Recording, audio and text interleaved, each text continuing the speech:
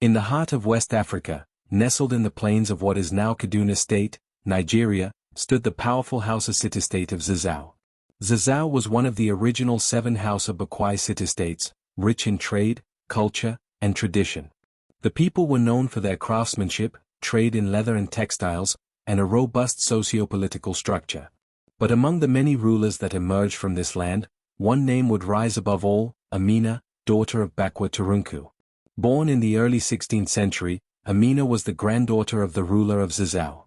Her mother, Queen Bakwa Turunku, was a powerful matriarch who reigned as the first queen of the kingdom. Amina grew up within the walls of the royal palace, surrounded by the arts, military tactics, and governance. But while most royal daughters were trained for diplomacy and court life, Amina showed a keen interest in warfare. From a young age, she trained with the kingdom's cavalry, wielding spears and learning battlefield strategy. Her courage, intelligence, and fearlessness won her the respect of the warriors and elders. By the time she was a teenager, she was already leading troops in minor skirmishes. During this period, the Hausa states were frequently engaged in regional warfare. Zazzau had powerful rivals, including Gobe, Kano, Katsina, and Kwararafa.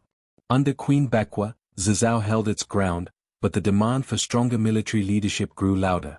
When Bakwa died in the mid-16th century, the throne passed briefly to Amina's brother. But his rule was short-lived. After his death, Amina ascended the throne around 1576. She was no longer the princess warrior. She was now the queen, and commander of one of the most powerful Hausa kingdoms. Unlike any queen before her, Amina declared war immediately upon ascending the throne. Her reign would not be one of peace, it would be one of expansion, glory, and legacy. She mounted her horse, gathered her warriors, and began a campaign that would stretch across present-day Nigeria and beyond. She led a force of over 20,000 infantry and 1,000 cavalry into battle, conquering territory after territory. City after city fell to her command, including Kano, Katsina, and Nupe. The towns she conquered were required to pay tribute, extending Zazzau's influence and filling its coffers. Wherever Queen Amina conquered, she established fortified walls, known as Amina's Walls. These defensive structures, some of which still stand today, protected towns and ensured loyalty to Zazzau. They symbolized not only her military strength but her vision of governance. Her empire stretched across hundreds of kilometers, reaching as far as modern-day Niger and Cameroon. Amina was not only expanding Zazzau's borders, she was building a Hausa empire united under one banner. Amina understood the value of diplomacy.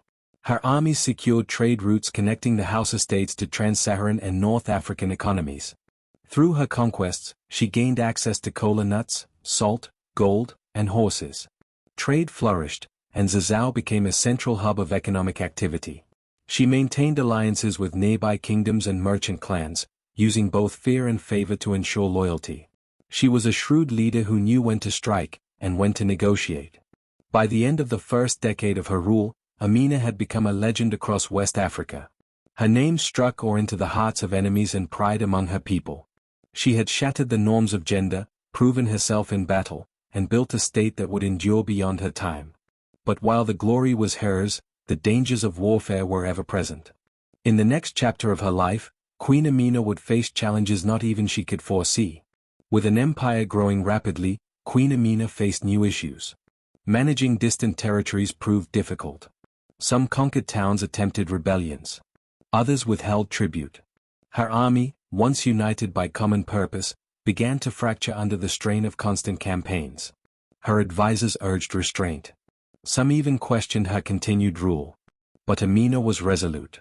She tightened control, replaced dissenters, and recruited new warriors loyal to her alone.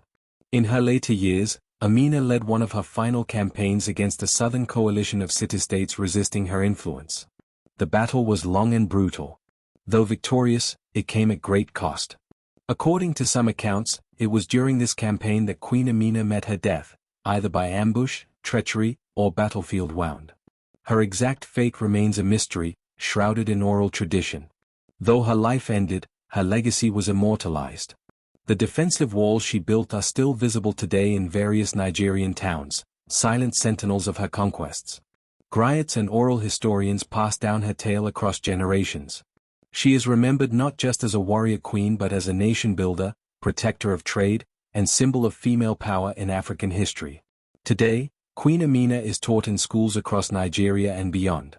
Statues honor her, books recount her bravery, and her story inspires leaders, feminists, and historians worldwide. She shattered norms in a patriarchal age and left a legacy that outlived empires. Queen Amina of Zazzau remains one of the most iconic figures in African history. Her reign proved that leadership, courage, and vision are not confined by gender. She fought not just for her people, but for the future of West African greatness. Her story endures. Her name lives on.